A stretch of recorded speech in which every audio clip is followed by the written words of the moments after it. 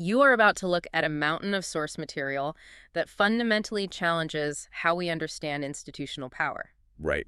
It really does. We have gathered police timelines, forensic meteorology reports, and some incredibly dense legal filings from the 1990s. And we also have the exhaustive 2023 findings of the Maryland Attorney General. Exactly. So our mission today is to take all of these disparate documents and extract the underlying truth for you.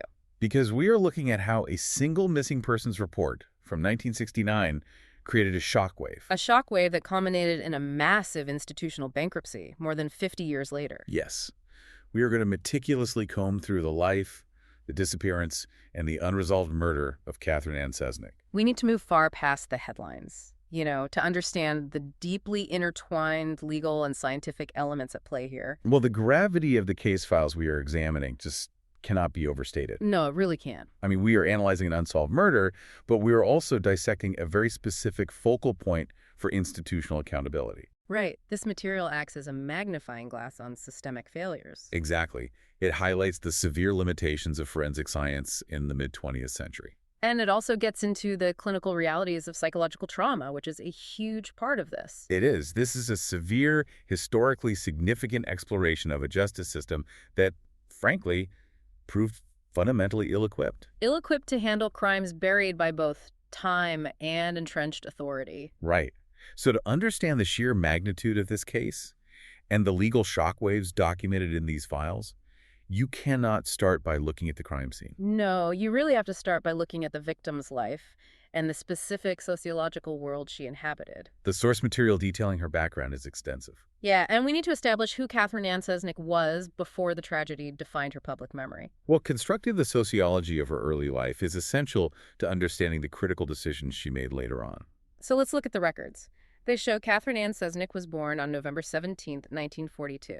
Right. And she grew up in the Lawrenceville neighborhood of Pittsburgh, Pennsylvania. Which, if you look at demographic records of Lawrenceville in the 1940s and 1950s, you are looking at a very specific American immigrant experience. You absolutely are. She was the eldest child of Joseph and Anna Amulek Cesnik. And her heritage was a direct blend of Eastern and Central European traditions. Yes.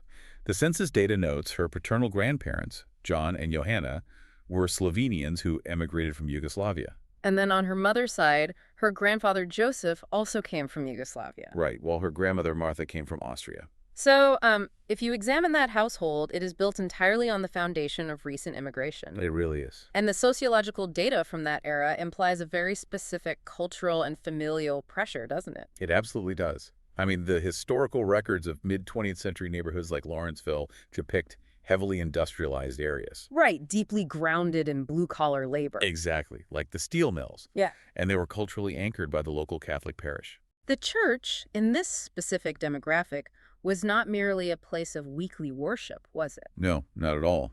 It functioned as the social, the educational, and the communal epicenter for immigrant families. So for a family navigating the American landscape during and immediately after the Second World War, with roots in Yugoslavia and Austria, the local parish provided a lot. It provided essential stability, it offered linguistic continuity, and a very clear moral framework. And as the eldest of 4 children in this devout environment, sociological models suggest Catherine inherently took on a role of profound responsibility. Yes, from a very young age. Because the eldest child in a hardworking immigrant family routinely functions as a secondary caregiver, right? Right. They become a standard bearer for the family's public reputation. And you see that standard bearing reflected immediately when you look at her academic and personal achievement. Oh, absolutely. The school records from her youth are just astonishing. She attended St. Mary's School on 57th Street and then St. Augustine High School. And both of those were located within that Lawrenceville enclave. When she graduated in 1960, the yearbook and academic records show she was the valedictorian of her class. Right, and she was crowned the May Queen. She was the president of the senior class, and she was the president of the student council. The sheer breadth of those documented accomplishments requires analysis. It does. Achieving the status of valedictorian requires immense intellectual discipline. And sustained academic rigor over 4 years. Plus, being elected president of both the senior class and the entire student council requires high-level organizational skills. It requires charisma and, the explicit trust of her peers. Furthermore, being crowned May Queen is a highly specific, traditional Catholic honor. Yes. It is bestowed upon a young woman who the religious authorities believe exemplifies purity, devotion, and community service. It usually involves a ceremony crowning a statue of the Virgin Mary, right? Exactly. Right. It demonstrates that she was operating at the absolute pinnacle of academic, social, and spiritual life in her community. Well, let me stop you there and challenge how we interpret that. Because when we see a resume like that today, valedictorian, dual president, highest community honors, it paints a picture of someone destined for a highly public, secular leadership role. That is true. You look at those credentials and you see a future corporate executive or a politician or a prominent university dean. Right. What does the sociological data say about the cultural context of the 1960s? That this brilliant young woman channeled all that potential into joining a religious order at the age of 18. Well, that is a crucial question addressed by historians of the era. Because things were very different then. They were. The demographic realities of 1960 dictated that the avenues for female leadership were profoundly restricted. Right. The corporate boardrooms, the political sphere, and higher academia were largely closed ecosystems. Exactly. They were almost exclusively dominated by men. However, within the structure of the Catholic Church, joining a specific religious order offered a unique pathway, didn't it? It did. A highly regimented pathway, yes, but it offered access to professional autonomy, higher education, and impactful leadership. So for a young woman of deep faith and high intellect, joining the School Sisters of Notre Dame was not a retreat from society. Not at all. The source material characterizes the School Sisters of Notre Dame as an international congregation of religious women dedicated specifically to education. By taking her vows at 18, she was dedicating her life to service. Right, but she was simultaneously securing a professional role as an educator and a leader. And because of that deep-seated need to protect and educate her community, her placement as a teacher in Baltimore sets up the timeline of her life in the late 1960s. Yes, the records place her in Maryland in the fall of 1969. The employment records confirm she is teaching drama and English at Archbishop Keough High School in Baltimore. Which was a private Catholic school for girls that had only recently opened its doors in 1965. Right, and the residential records show she is sharing an apartment with another woman, Helen Russell Phillips, at the Carriage House Apartments in the suburb of Catonsville. Which brings us to the meticulously documented timeline of November 7th, 1969. And this is where the banality of her evening completely clashes with how the night ended. It is a stark contrast. You have to trace the known breadcrumbs of her movements here. The police files state she leaves her apartment in Catonsville with a highly specific errand. Right. She is heading to the Edmondson Village Shopping Center. To buy an engagement gift for her sister at Hecht's jewelry store? And, the psychological profile of that specific errand is critical to analyze. How so? Well, purchasing an engagement gift for a sibling is a definitive act of future planning. Oh, I see. It indicates a mindset completely detached from any immediate threat, panic, or danger. Right, you can track her movements through physical and financial evidence. Yes, the banking records show she cashed a paycheck at the First National Bank in Catonsville that evening. Furthermore, the crime scene logs document that a box of buns from Molly's Bakery was found sitting on the front seat of her vehicle. And Molly's Bakery was located in the Edmondson Village shopping area. So those physical items, the cashed paycheck and the bakery box, they create a precise forensic timeline. They absolutely do. They map her movements through the commercial district. Imagine you are looking at the modern equivalent of this evidence for a moment. Okay. I look at the items left in that car, and it functions exactly like a digital footprint suddenly stopping. That is a very apt comparison. It is the 1969 equivalent of someone mid-text message. The bakery box on the passenger seat literally freezes time. Right. It definitively proves an intention to return home and bring that food inside. So whatever interrupted her evening happened in the transitional space between parking that car and reaching the front door of her apartment. Well, your analogy of the interrupted digital footprint accurately reflects the forensic concept of a scene of interruption. Right. However, the timeline of witness sightings introduces some severe anomalies. Like what? The police canvassing reports show that residents at her apartment complex, the Carriage House Apartments, noticed her sitting in her car at approximately 8:30 p.m. Okay, sitting in her car. But then, roughly 2 hours later, around 10:30 p.m., different residents spot her car parked illegally across the street from the apartment complex. Wait, if you look at the behavioral profile we just established, a fastidious teacher, a former valedictorian, someone governed by rules, an illegally parked car is an immediate deviation from her baseline behavior. It is a significant behavioral red flag. Yeah. A person with her documented psychological profile does not simply abandon their vehicle illegally parked across from their own residence. Right, unless a chaotic intervening variable forces them to do so. Exactly. But the timeline documented in the police logs becomes even more perplexing a few hours later. Because at 4:40 a.m. the next morning, the vehicle is discovered. Right. But before we go further, I need you to address a massive point of friction in these police logs. What is that? The car is not discovered by police on a routine suburban patrol. No, it isn't. The files state it is discovered at 4:40 in the morning, specifically by two Catholic priests. Yes, Father Peter McKeon and Father Gerard J. Keough. And they just happen to be friends with her roommate. Does the source material explain how standard missing person investigations handle that kind of anomaly? Well, it is a severe statistical anomaly that investigators must analyze critically. Isn't it statistically staggering? It is. The statements provided by the priests to the police indicate they were out searching for her because her roommate, Helen Russell Phillips, had contacted them. So she was worried when Catherine did not return home. Right. But it is the physical condition of the vehicle upon discovery that presents the most concrete forensic evidence. The police logs explicitly describe the car as being in a muddy condition. Yes.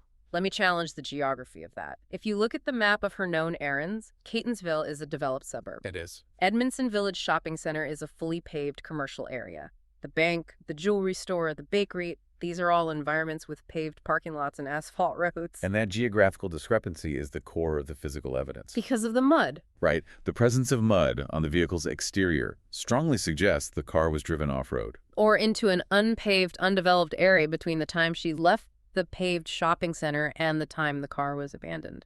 Exactly.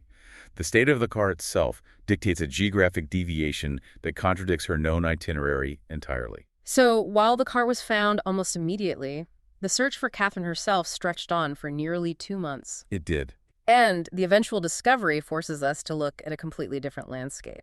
Because the police search grids in the immediate vicinity of the Carriage House apartments yielded absolutely nothing. It was not until January 3, 1970, that the case shifted from a missing persons investigation to a homicide. Yes.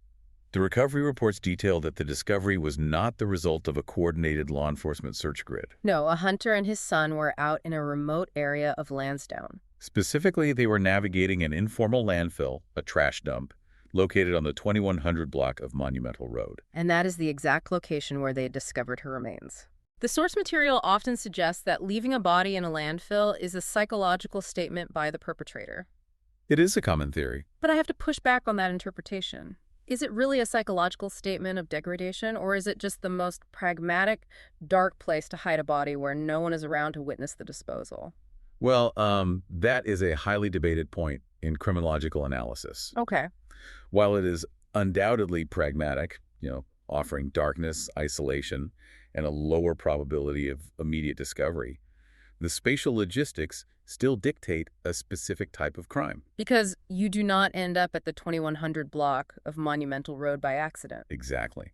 The Carriage House apartments in Catonsville represent a structured, populated residential complex. But the recovery site in Lansdowne is remote and unpaved. Which indicates a crime involving deliberate vehicular transport. Someone had to place her in a vehicle, drive out of the populated suburbs, and actively choose to navigate to that specific remote dump site. Right. It suggests the perpetrator possessed prior geographical familiarity with the Lansdowne area. And the autopsy reports reflect a level of violence that aligns with that deliberate isolation. They do. The medical examiner definitively determined the cause of death to be an intracerebral hemorrhage caused by a skull fracture. Which was categorized as blunt force trauma to the head. Yes.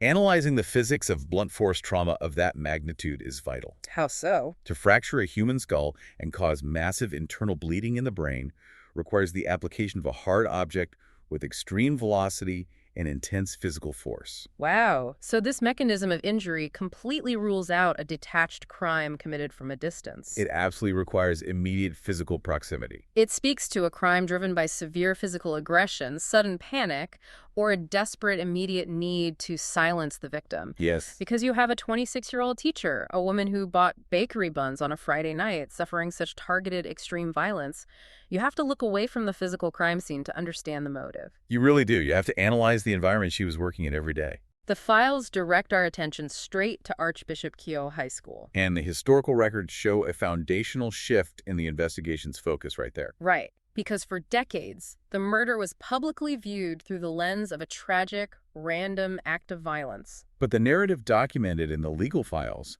expanded the scope from a single homicide into a sprawling inquiry into institutional corruption and systemic abuse. The legal filings introduced two former students of Archbishop Keough High School, Teresa Lancaster and Jean Weiner, whose maiden name was Hargadon. Right. They stepped forward with allegations that provided a chilling potential motive for the violence in Lansdowne. The affidavits filed by Lancaster and Weiner alleged that during their tenure as students at Keough, they were subjected to systemic sexual abuse. And the individuals they formally named as their abusers were figures of absolute authority within the school's hierarchy. Specifically, they named the school's chaplain, the Catholic priest Joseph Maskell, along with another priest, E. Neil Magnus. The timeline of these allegations is crucial for you to understand.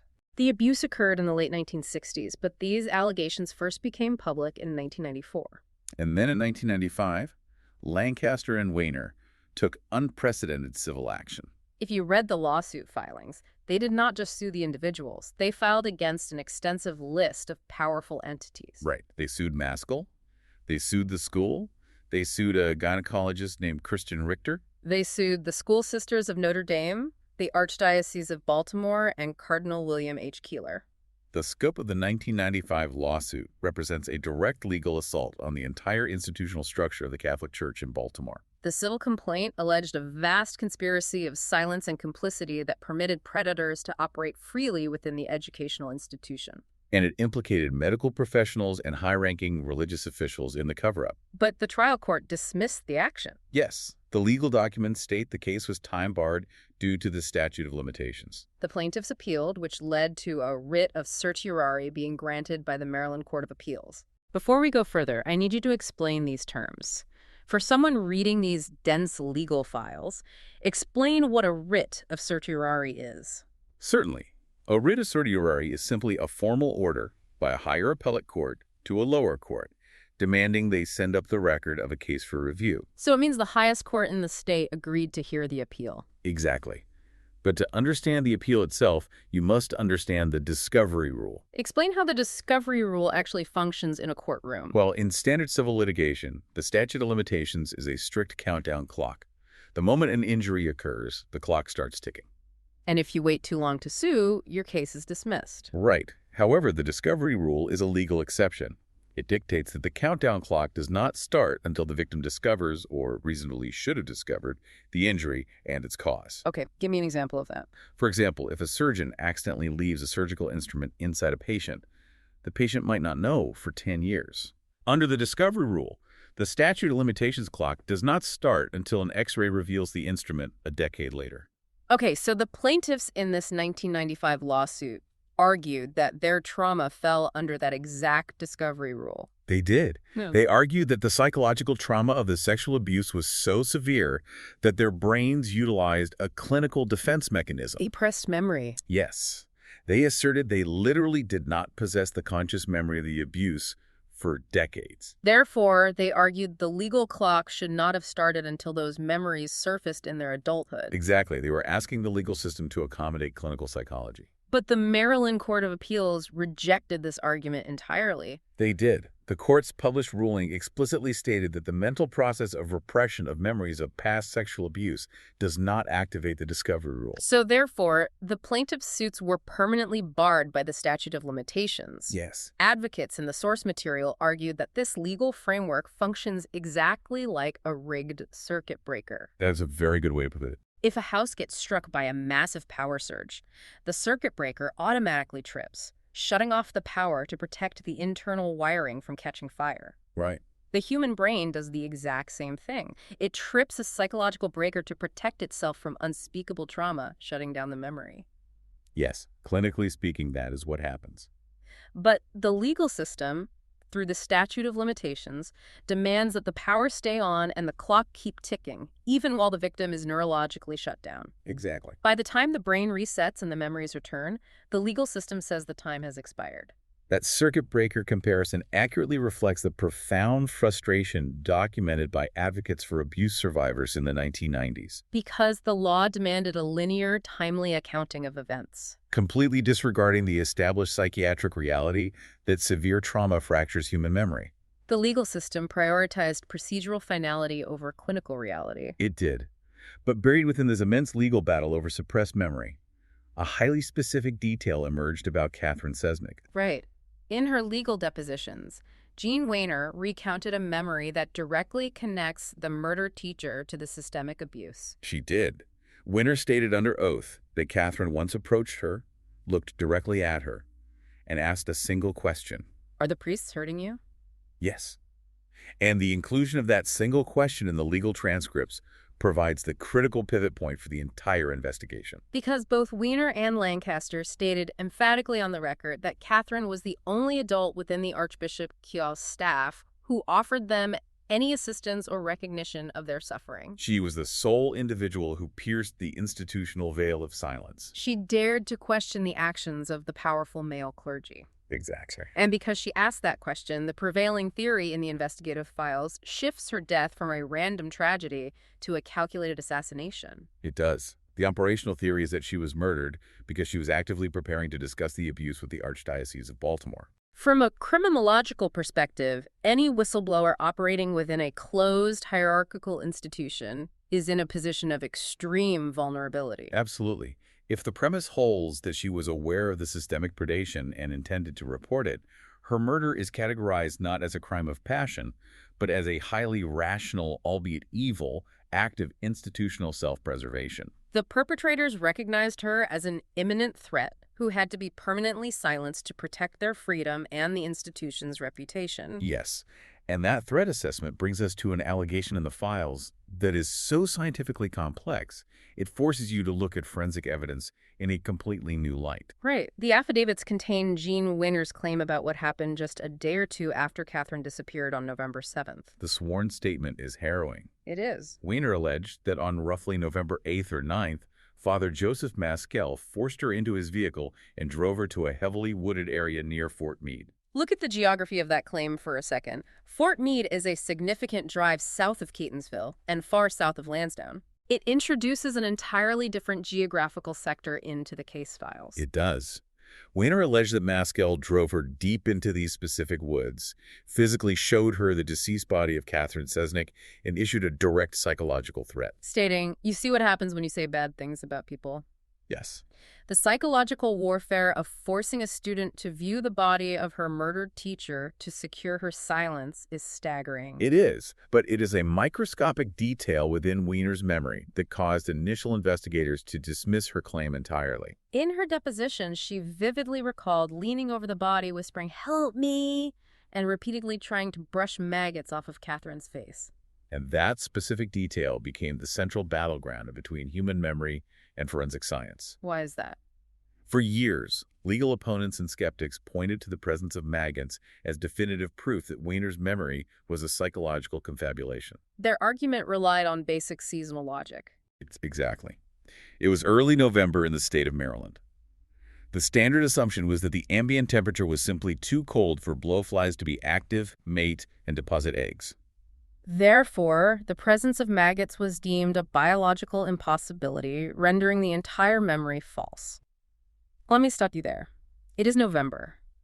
How does the source material bridge the gap between that biological assumption and the reality of the evidence? Well, the gap was bridged through rigorous secondary scientific review. Okay. The case files were eventually turned over to Dr. Werner Spitz, a globally recognized forensic pathologist. And what did he find? Dr. Spitz meticulously examined the original 1970 autopsy reports and the crime scene photographs. He confirmed, unequivocally, that when the body was finally recovered in January, there were indeed maggots present in both the victim's mouth and trachea. Wait, but finding maggots during a January autopsy does not prove they were present during the first week of November? Right. How did investigators prove the entomological timeline? They utilized the science of forensic meteorology. Forensic meteorology. Yes. Investigators pulled the exact historical weather records for the specific week of November 7th, 1969, in the greater Baltimore region. And what did the weather records show? The meteorological data completely dismantled the skeptic's argument. The records proved that this particular week in November experienced an extreme, unseasonable warm spell. Oh, wow. Right. To understand this, you have to understand the basic life cycle of a blowfly. Okay. Adult blowflies are typically inactive in cold weather. However, the meteorological data showed temperatures spiked high enough and remained high for a sufficient duration to activate the local blowfly population. So this warm spell provided the exact thermal conditions necessary for the flies to discover the remains. Exactly. To discover the remains, deposit their eggs, and for those eggs to hatch into the larval stage, which are maggots.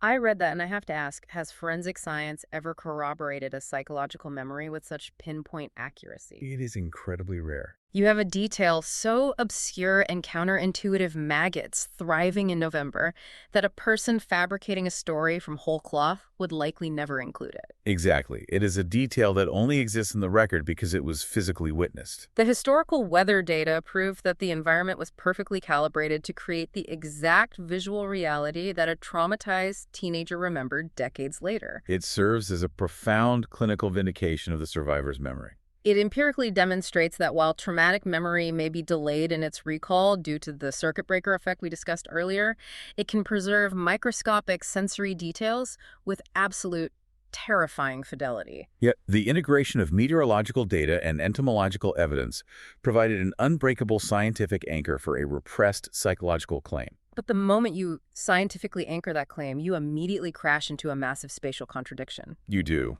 The puzzle introduces a parallel so horrifying, it completely upends the spatial logic of the entire case file. Right, because Wehner's scientifically corroborated memory places a body in the woods near Fort Meade on November 8th or 9th. But the physical evidence dictates that Catherine Cesnik's body was recovered 2 months later in a remote trash dump in Lansdowne. And a single body cannot occupy two different geographical locations. The spatial logic breaks down entirely unless the analysis introduces the presence of a second victim.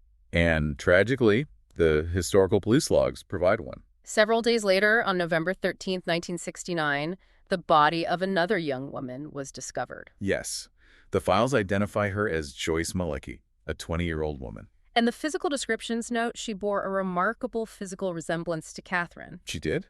2 victims, similar appearance, overlapping timeline. Does the source material indicate a serial killer profile, or does it point to a chaotic attempt to cover tracks? Well, look at where Joyce Malecki was found. She was discovered by 2 hunters in the exact same wooded location near Fort Meade where Maskell had allegedly driven Jean Raynor just days prior. Exactly. The timeline requires meticulous chronological untangling to analyze the hypotheses. Let's lay it out. On November 7, Catherine disappears. Right. On November 8 or 9, Raynor is driven to the woods near Fort Meade and shown a body. Okay. On November 13th, the body of Joyce Malecki is found in those exact same woods near Fort Meade. And then on January 3, Catherine's body is finally found in the Lansdowne dump. The criminological implications force investigators to consider multiple hypotheses here. What is the first hypothesis? The first hypothesis is that Raynor was actually shown the body of Joyce Malecki, not Catherine. Oh. Given the strong physical resemblance, a traumatized teenager placed in a dark, wooded environment under extreme duress might easily confuse the two. Especially if the perpetrator explicitly told her she was looking at her teacher. Right. If true, this hypothesis implies the perpetrators were involved in multiple, distinct homicides within a single 7-day window. Which leans heavily toward a serial element operating in the area. Correct. The second hypothesis in the file suggests that both bodies were placed in the Fort Meade woods at different times, or perhaps simultaneously. So investigators speculate that the Fort Meade woods served as the initial staging ground or primary disposal site. Exactly. However, when Maskell utilized that specific site to terrorize Raynor, he fundamentally compromised the location. Right, recognizing the operational error of bringing a living witness to a disposal site, the perpetrators may have panicked. They may have returned to the woods and relocated Catherine's body to the secondary remote location in Lansdowne.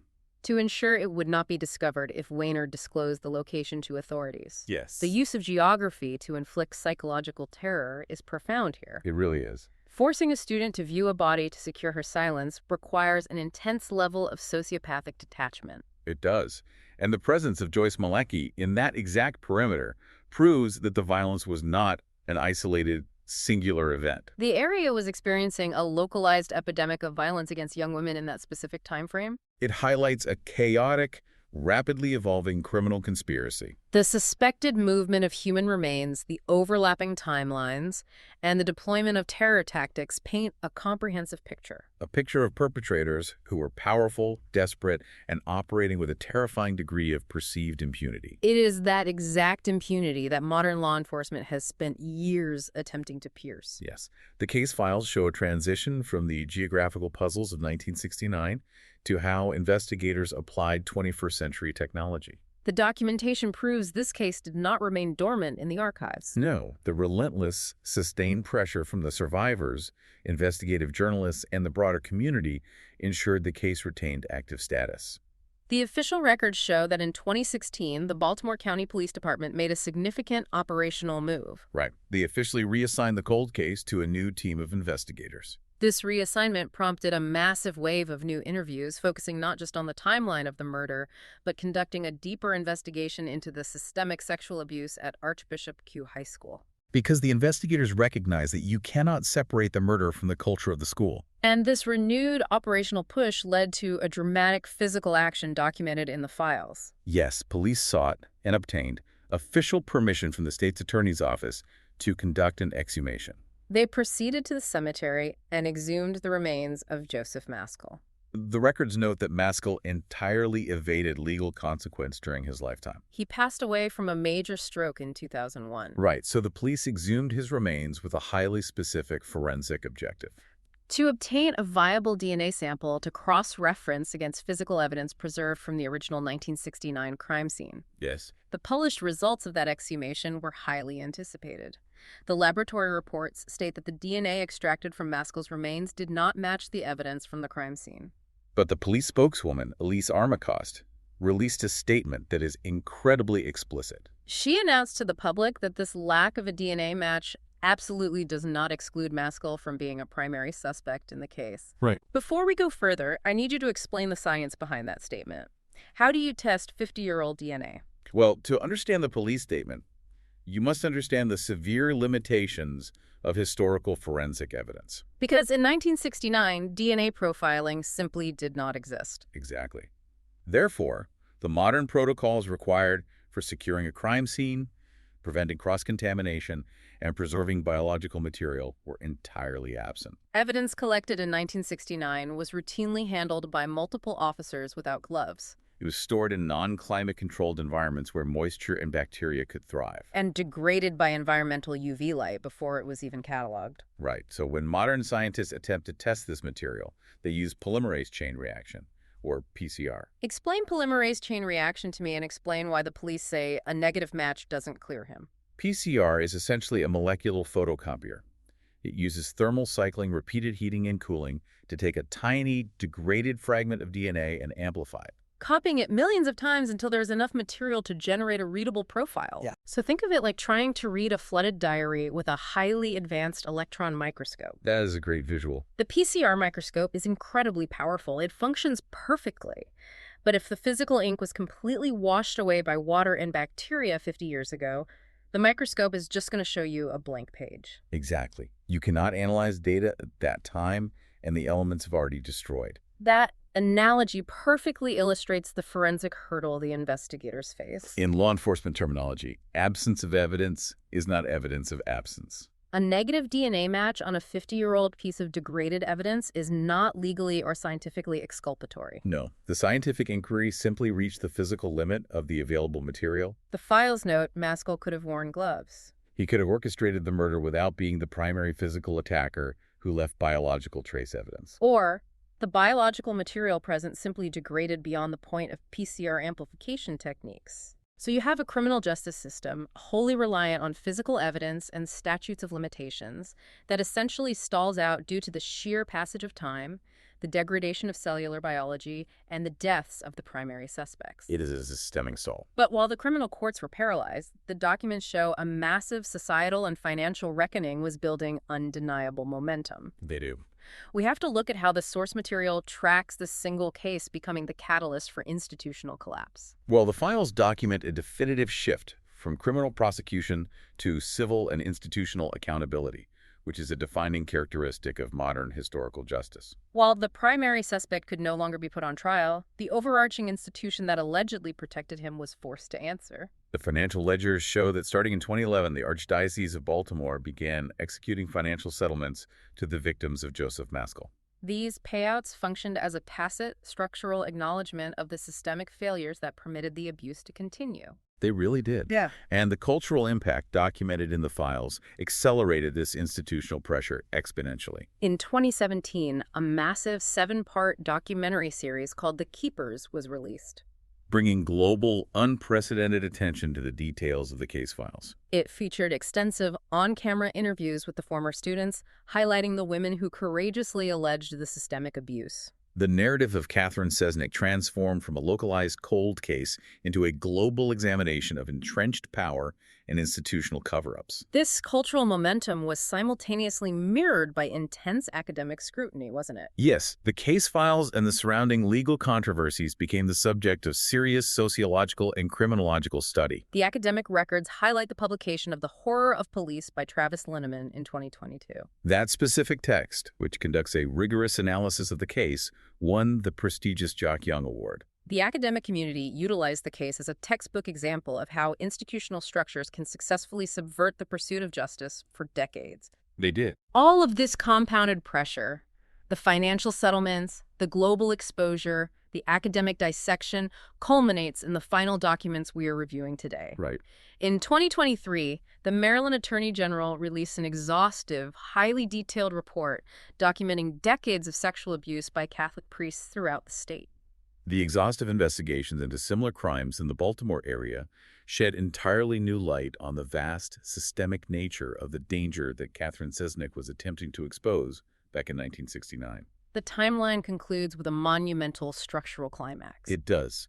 The financial liability and legal weight of these historical truths, compounded over 54 years, became entirely insurmountable for the institution. The public records confirm that the murder of Sister Catherine Cesnik and the relentless cascade of abuse revelations generated by the survivors following her death directly contributed to the 2023 bankruptcy decision of the Baltimore Catholic Archdiocese.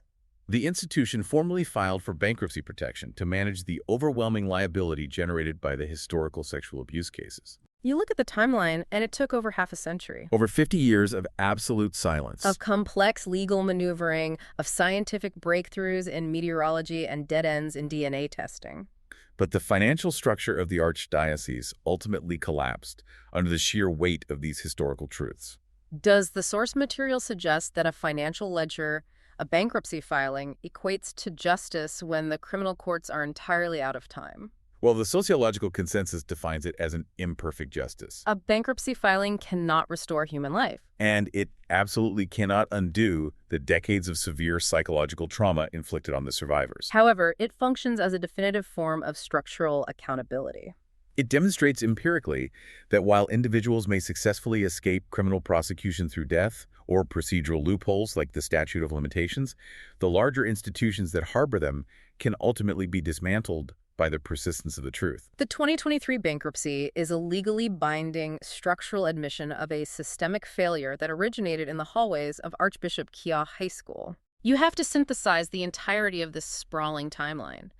You start with a brilliant young woman from Lawrenceville, a valedictorian who devoted her entire life to education and service. You follow her movements through a perfectly mundane evening in 1969 that terminates in a brutal, unresolved murder in a remote landfill. You navigate the complex legal labyrinth of repressed memory and the discovery rule. You examine the startling scientific corroboration provided by forensic meteorology. And you analyze the terrifying geographic puzzle of a second victim found in the woods. The files track how a single life, violently extinguished in 1969, generated a slow-moving but unstoppable shockwave. Over the course of 54 years, that shockwave gathered immense strength, fueled directly by the relentless courage of the survivors she attempted to protect. That momentum ultimately fractured a massive institution. The documents serve as a historical testament to the fact that public pressure, whether driven by investigative journalism, rigorous academic scholarship, or the sheer willpower of victims, can force a structural reckoning when traditional avenues of criminal justice are entirely closed. It is a devastating chronology of events, but the files also document immense resilience. Before we conclude this exploration of the source material, consider the terrifying power of a single person who is willing to ask the right question. Catherine Cesnik, observing the behavioral changes in her students, merely asked, "Are the priests hurting you?" That single sentence, a simple clinical inquiry born of compassion, was perceived as so dangerous to the entrenched institution of power that the evidence suggests it cost her life. Yet that exact same question, carried forward relentlessly by the women who survived, ultimately became the catalyst that brought down a financial and institutional empire decades later. The evidence demonstrates that the truth is incredibly resilient. It may be buried in a remote landfill, it may be obscured by the degradation of biological evidence over time, and it may be legally denied by powerful hierarchies. But the historical record proves it rarely stays hidden forever. Thanks for listening.